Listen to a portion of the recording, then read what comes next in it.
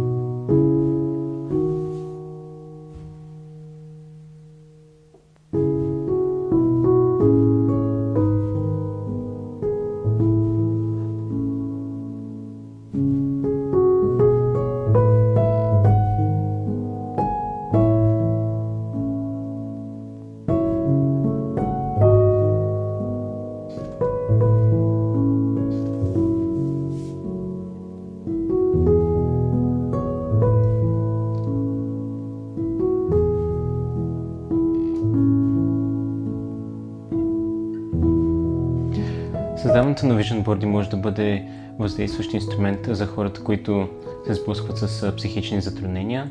Това им дава креативен и безопасен начин, по който да се фокусират върху надежди, цели и положителни възможности. Може да им помогне да се свършат отново със себе си и да намерят смелост да мечтаят.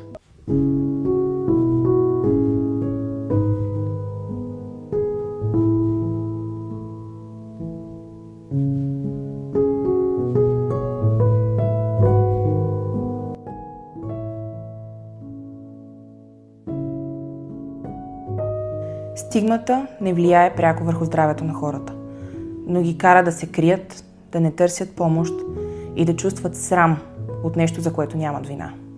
Никой не се срамува от счупен крак, но много хора се срамуват от депресията. Въпреки че и двете са здравословни състояния, и двете изискват подкрепа, и двете се лекуват.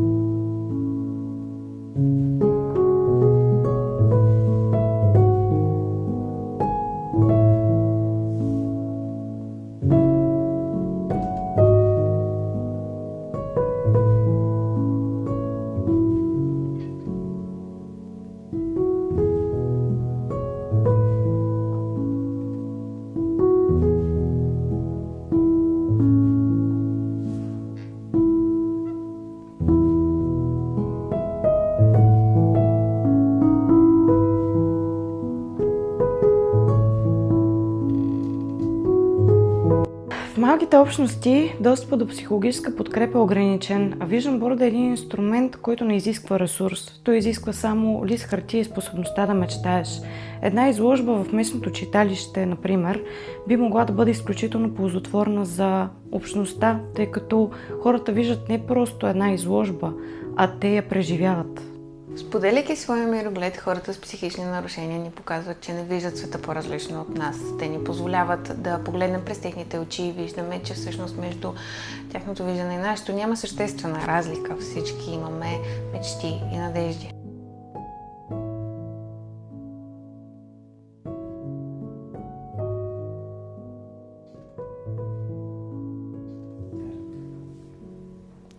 Споделянето е мостът, който ни свързва с другите и ни напомня, че не сме сами. Срещите с нови хора от други населени места и различни гледни точки ни дават възможност да излезем от познатия кръг и да погледнем на себе си по нов начин. И да видим, че светът е много по-голям и подкрепящ. Колкото повече хора в малката общност практикуват това заедно, толкова повече се нормализира грижата за собственото психично здраве, а нормализирането е, може би, най-важната стъпка, защото хората търсят помощ само когато знаят, че няма да бъдат осъдени за нея.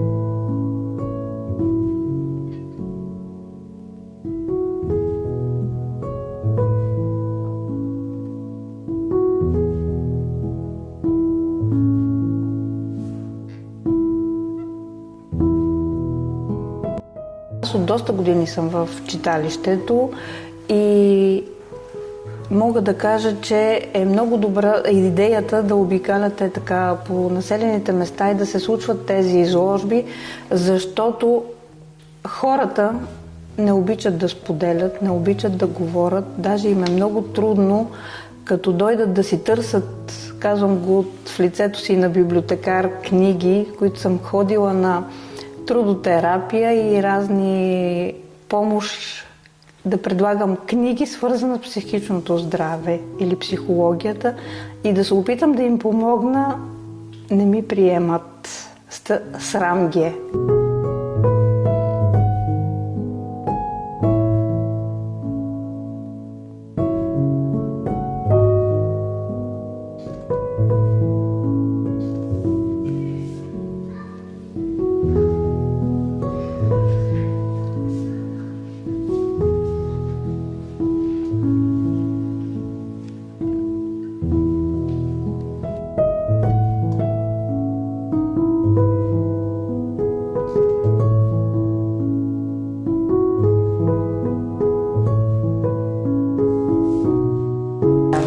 Защото някакви хора могат да го крият. Защото, нали, ако има човек с някакъв проблем психически, може да го крие или да го е срам нещо. Да си такова си каже. А защо според вас хората ги е срам? Защото някакви хора може да защото да смеят. другите могат да ги приемат някакви различни ценности или такова. Да ги мислят за... Да ги мислят за по-малко от тях. По-различни.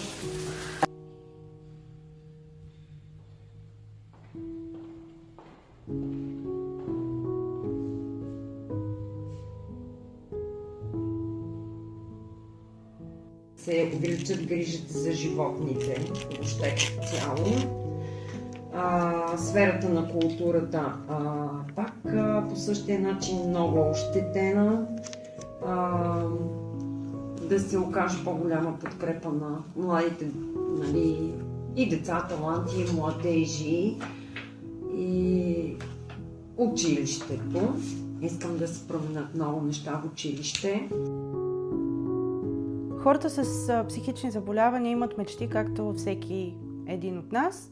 Те искат обикновени неща, повечето от тях искат да имат дом, семейство, кариера, искат да бъдат самостоятелни, искат да се занимават с нещо, което харесват и искат да имат разбирането от околните, искат да бъдат приети и да живеят както всеки един друг човек, да излизат с приятели, да се разхождат в природата, да слушат музика. Интересите им са свързани с тези неща. Виждам бордите и това те да могат да бъдат разгледани, видяни, може да скъси дистанцията между останалите и хората, които страдат от психични заболявания.